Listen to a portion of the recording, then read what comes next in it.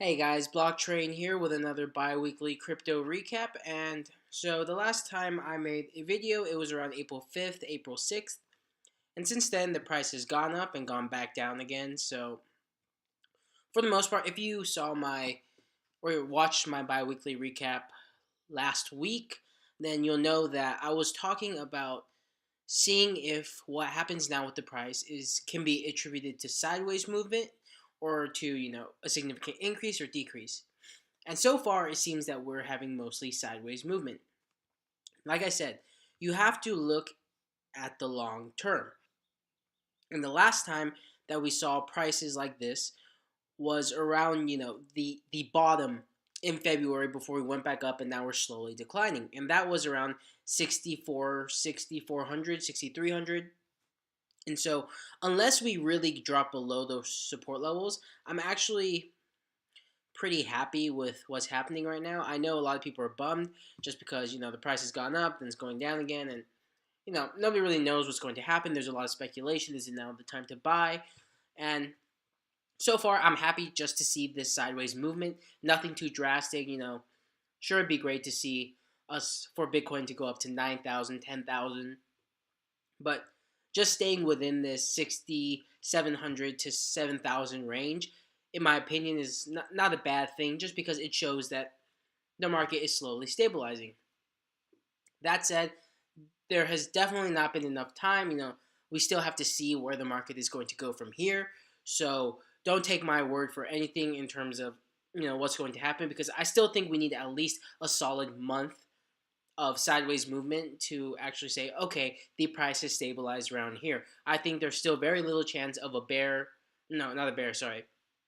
bull market happening anytime soon, and a possibility of a bear market, just bearish downturns of the market.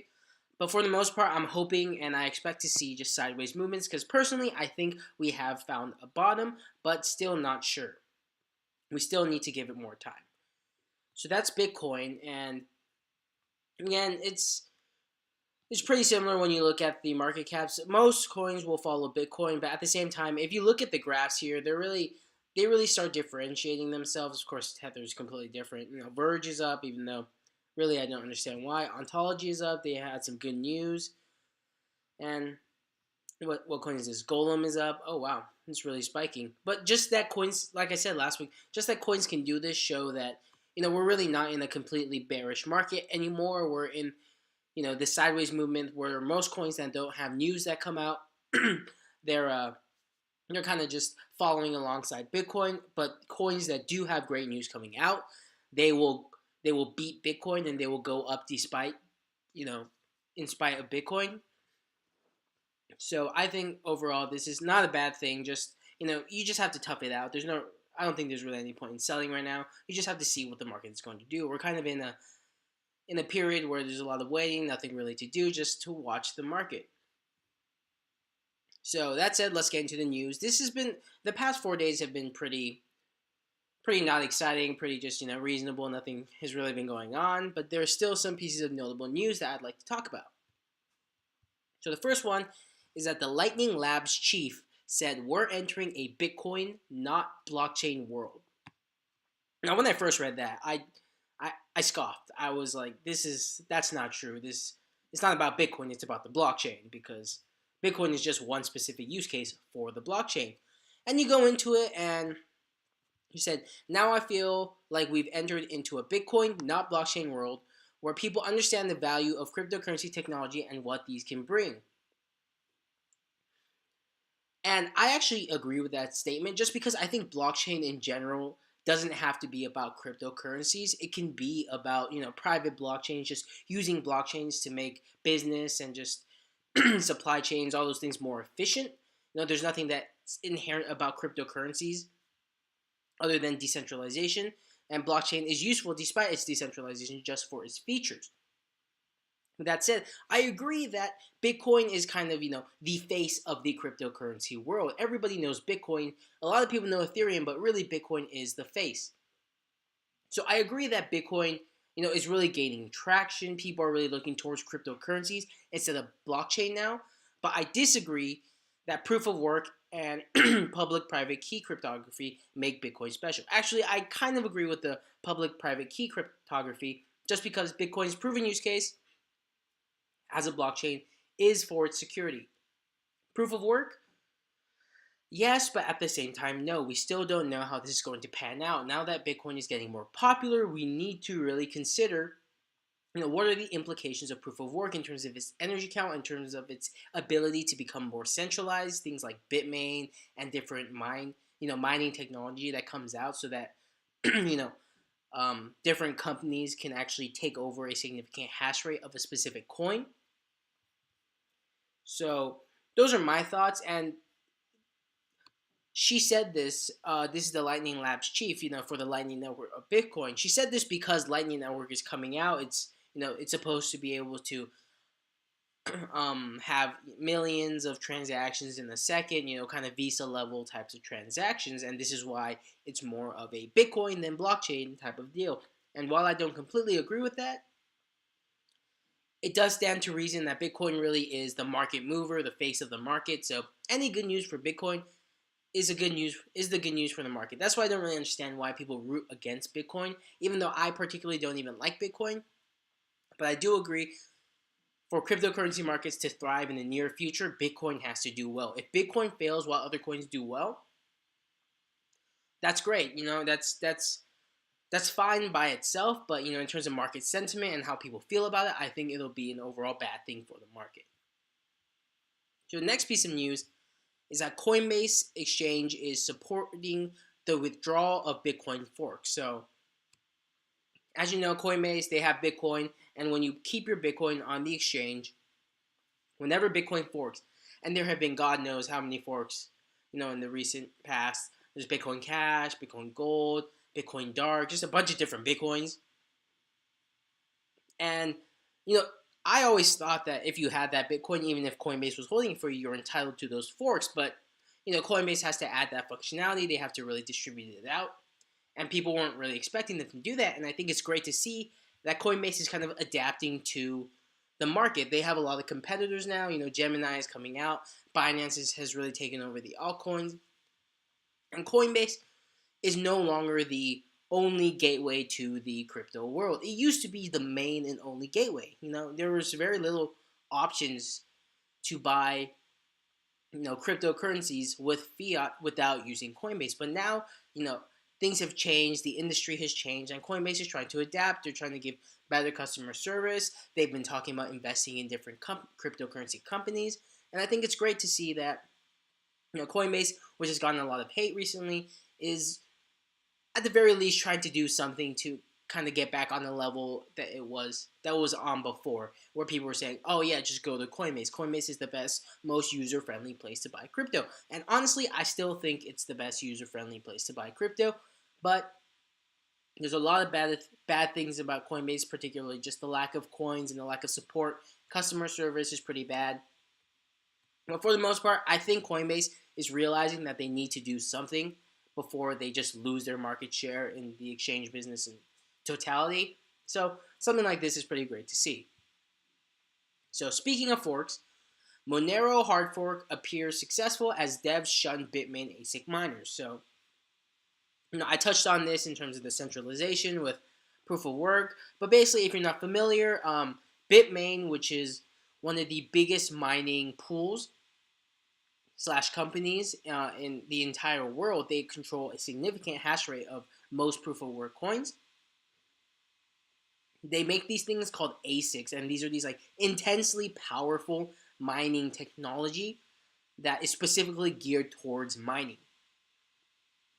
Now, they made one for Monero in March, and it was called the Antminer X3. Now, this was really contentious just because, when you have a technology that can, do things faster than the regular GPUs that you buy for your computer, it kind of pushes those people who are mining with their GPUs out of the mining market. It's just really not worth their time anymore if you just have a GPU and not an ASIC. But these ASICs are a lot more expensive than these GPUs. And so somebody like Bitmain, which is, they mine Monero as well. They make this technology that makes it way easier for them. They're the ones who are making it, thus their production costs are way lower than it would take for somebody to buy it. And so overall, Bitmain just by making something like this has a ton of power over the Monero network all of a sudden. Now, this is a really bad thing just in general for proof of work and decentralization. And it's been, a point of contention with both Ethereum and Bitcoin, just because Bitmain is so powerful in both of these communities. So what the Monero community did was they said, okay, you know what? We're just going to fork. We're going to make it so that you can't use these new ASICs to mine Monero because we don't want this centralization. And I honestly think it's pretty great that Monero is doing this. I think for the most part, something like this could be really helpful because, at the end of the day, I don't really see a need for ASICs just because, well, I think you can just get better decentralization with regular GPU mining. And ASICs just, they kind of represent the greed of people mining to, really get the most out of what they're trying to do. And it makes sense, Bitcoin and Ethereum in a game theory sense, you have to account for these actors who will try to act in their best self-interest. But at the same time, there are also the developers, and Monero has shown that, hey, we value decentralization and the security of the network over, over keeping, big miners who will be continuously getting these blocks. They'd rather have, a different proof of work algorithm that only supports GPUs, and they're going that way, so it seems. Now, this is something that Ethereum creator Vitalik Buterin actually said he didn't like, not for Monero, but for Ethereum, when there's, like I said, there's a lot of debate over how much power Bitmain actually has with their ASIC mining technology. And what Vitalik Buterin said was, hey, it's not a problem for Ethereum just because, so what if Bitmain has a bunch of power right now? We're trying to move towards a proof of stake, solution. And I think that actually makes a lot of sense just for Ethereum by itself because it's moving to proof of stake. But for something like Monero, which is committing to proof of work, which I think is a good idea for a privacy coin like Monero, and the same logic kind of could hold up with Monero. Just it's not worth it to have everybody fork to this new chain, which is what Vitalik Buterin said, which is, it's just too much work to have everybody fork to this new chain, get the entire community to go over, and we could be focusing on more important things. But for Monero, which is a privacy coin where, decentralization of the network is really what secures everything. It's what people who use Monero, they're not, your average type of person who just wants to use money. They're probably using it for some sketchy stuff. And, that's one of the use cases of crypto. And decentralization is such an important factor in that it makes a lot of sense to me why the Monero community has done this. And I hope that, that this fork, isn't going to really destroy Monero because, there are some bugs and some problems, when you fork this quickly. But overall, I only wish the best for Monero, and I think it's one of the greatest open source projects out there. So, the next thing I want to talk about was Vitalik Buterin advises against declaring war on Ethash ASIC miners. So basically, this is what I was talking about with Monero. It's just Vitalik Buterin said, the worst case scenario is basically that Bitmain controls a very large portion of the Ethereum network for some period of time. This is not Bitcoin, right? Miners are not in control here. If there comes a day when they have majority hash power and try to use it for evil, then it will basically just speed up Casper development. So Vitalik Buterin is basically saying, hey, I don't really care about the mining scene right now. It's just not worth it to have everyone hard fork and try to get a better mining ecosystem up because we're moving towards a proof of stake ecosystem. So end of the day, something goes wrong, we're just going to have to work that much harder. It's just going to incentivize people to get that proof of stake solution up that much sooner. And, again, I think this is a logical perspective for Vitalik Buterin to have. He's proven himself to be a really smart guy.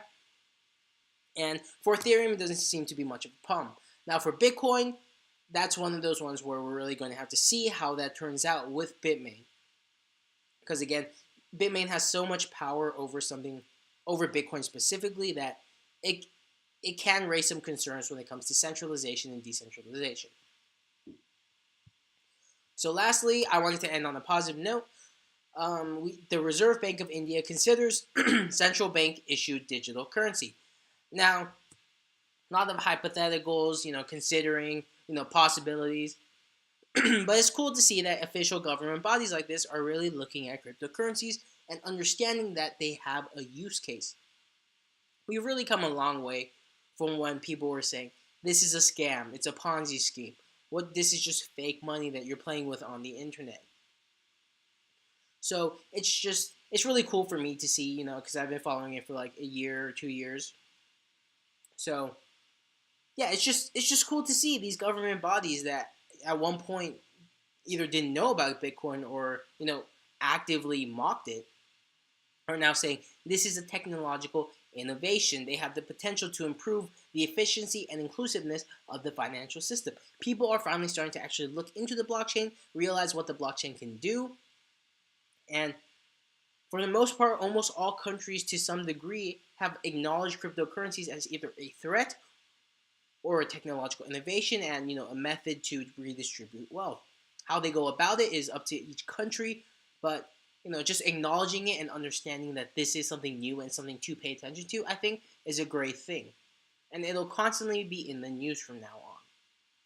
So that's what happened in these past 4 days. Nothing too exciting, just a couple of little news bits that we always talk about. And hopefully, the next time we have this bi-weekly recap, we'll have more to talk about. But yep, this was this week. Thank you guys for watching, and I will be back soon.